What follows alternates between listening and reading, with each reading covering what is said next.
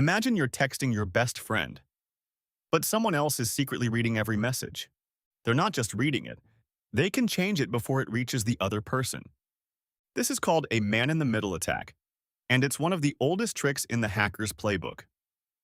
By the end of this video, you'll know exactly how it works, what types exist, and how to protect yourself. Let's start with the basics. In any normal online conversation, there are two parties. Let's call them Alice and Bob. Alice sends a message to Bob. Bob sends one back. Simple. Now introduce Eve, our attacker. Eve positions herself between Alice and Bob. Alice still thinks she's talking directly to Bob. Bob thinks the same about Alice. But every single message passes through Eve first. Eve can read everything. She can even modify messages before passing them on. Alice might send, transfer $100 to Bob.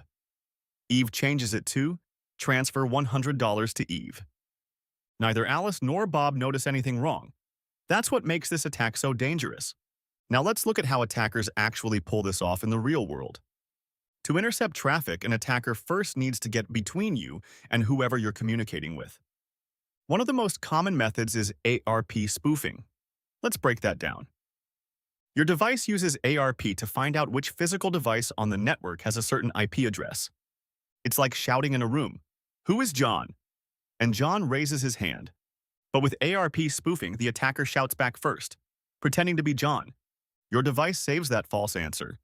Now all your traffic meant for the router goes to the attacker instead. The attacker forwards it to the real destination so everything looks normal to you. Another common method is DNS spoofing, where the attacker poisons the DNS cache. DNS is like a phone book for the internet. You type google.com, DNS tells your device which IP address that is. With DNS spoofing, the attacker tricks your device into storing a fake IP, sending you to their server instead. But wait, doesn't HTTPS protect us? Doesn't the padlock keep us safe? Normally, yes.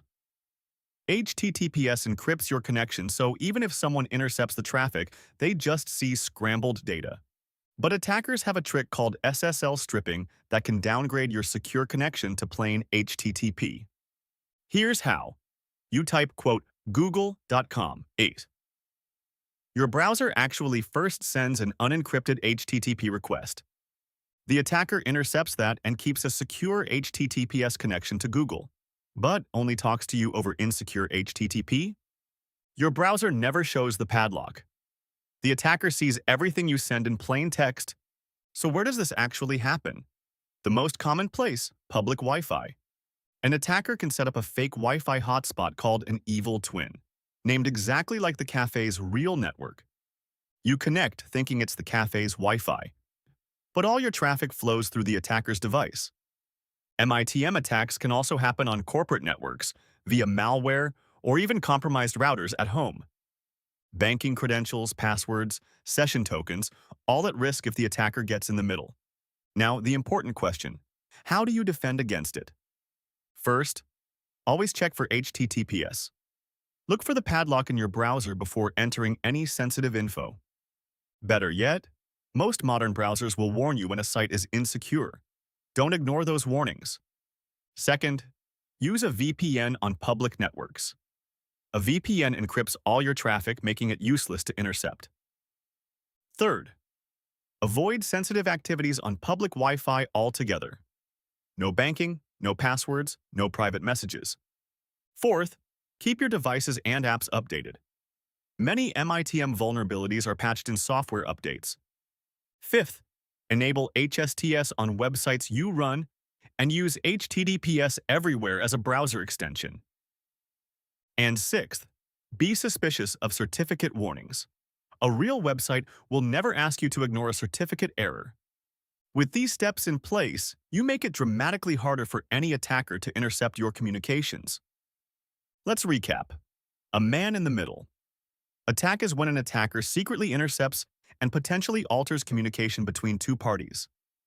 Common techniques include ARP spoofing, DNS spoofing, and SSL stripping. And your defenses: HTTPS, VPNs, staying off public Wi-Fi for sensitive tasks, and keeping software updated. If you found this helpful, subscribe. Next week, we're covering how DNS actually works under the hood. Thanks for watching Cybersecurity 101. Stay safe out there.